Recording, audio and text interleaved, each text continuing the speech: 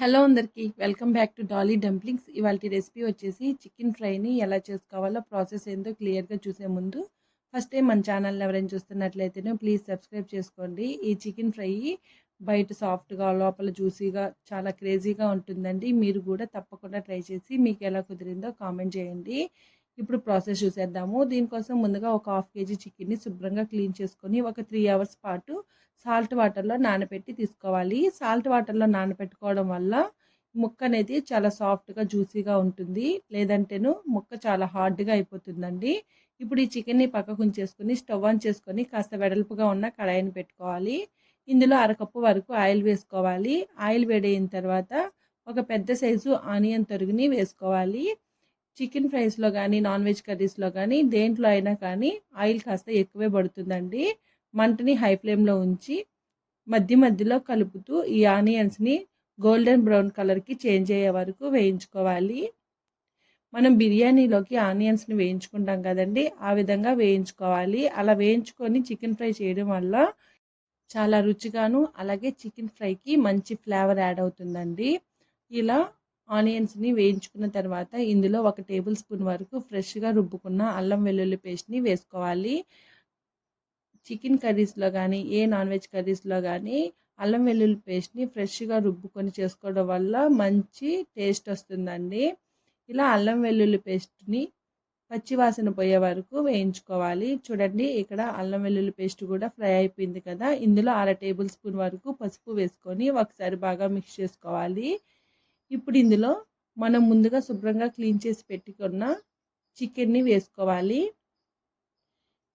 మంటని medium to లో ఫ్లేమ్లోకి adjust చేసుకుంటూ ఈ చికెన్ని ఒకసారి బాగా మిక్స్ చేసుకోవాలి. అలాగే మూత పెట్టకుండా ఒక 5 నిమిషాల పాటు చికెన్ని మధ్యలో కలుపుతూ ఉడికించుకోవాలండి.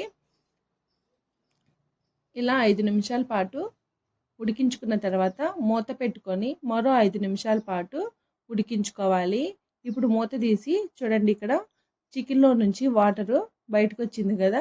ఈ వాటర్ మొత్తం ఇంకిపోయే వరకు, ఆయిల్ సపరేట్ అయ్యే వరకు ఈ చికెన్ని మధ్యలో మిక్స్ చేసుకుంటూ ఫ్రై చేసుకోవాలండి. అలాగే మంటని హై టు మీడియం ఫ్లేమ్లోకి అడ్జస్ట్ చేసుకుంటూ చేసుకోవాలి. ఇప్పుడు కడాయికి సైడ్స్ ఉన్న మసాలాను మొత్తం స్క్రాప్ చేసి తీసుకోవాలి. ఇలా మరో 5 నిమిషాల పాటు చికెన్ ఫ్రైని ఫ్రై చేసుకోవాలండి. ఇప్పుడు ఇందులో 1 టేబుల్ స్పూను ధనియాల పొడిని వేసుకోవాలి. అలాగే 1 టేబుల్ స్పూను గరం మసాలా కానీ చికెన్ మసాలా కానీ ఆ రెండిట్లో మీకు ఏది అవైలబుల్గా ఉంటే వాటిని వేసుకోవాలి. ఈ మసాలాని ఒకసారి బాగా మిక్స్ చేసుకోవాలి.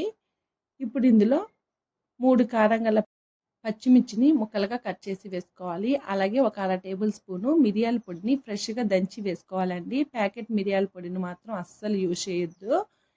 ఇలా బాగా మిక్స్ చేసుకున్న తర్వాత ఇందులో 1 table spoon Kashmiri red chilli పౌడర్ని యాడ్ చేసుకోవాలి. ఇప్పుడు వీటిల్ని బాగా మిక్స్ చేసుకోవాలి. చూడండి, ఇక్కడ కాశ్మీరీ రెడ్ చిల్లీ పౌడర్ని వేయడం వల్ల చికెన్కి ఒక మంచి కలర్ యాడ్ అయింది కదా. అలాగే ఇందులో ఒక 2 రెమ్మలు కరివేపాకుని వేసుకోవాలి. కరివేపాకుని ఈ స్టేజ్లోనే వేసుకోవాలండి. అలాగే సన్నగా కట్ చేసుకున్న కొత్తిమీరని కాస్త యాడ్ చేసుకొని మరోసారి మిక్స్ చేసుకోవాలి.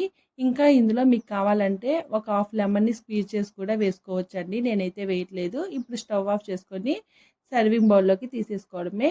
దీన్ని పప్పుచారులోకి కానీ రసంలోకి కానీ ఏ కాంబినేషన్లో తీసుకున్నా చాలా టేస్టీగా ఉంటుంది. అంతేనండి, చికెన్ ఫ్రై రెడీ అయిపోయింది. చూడండి, ఇక్కడ ముక్క ఎంత సాఫ్ట్గా ఉందో.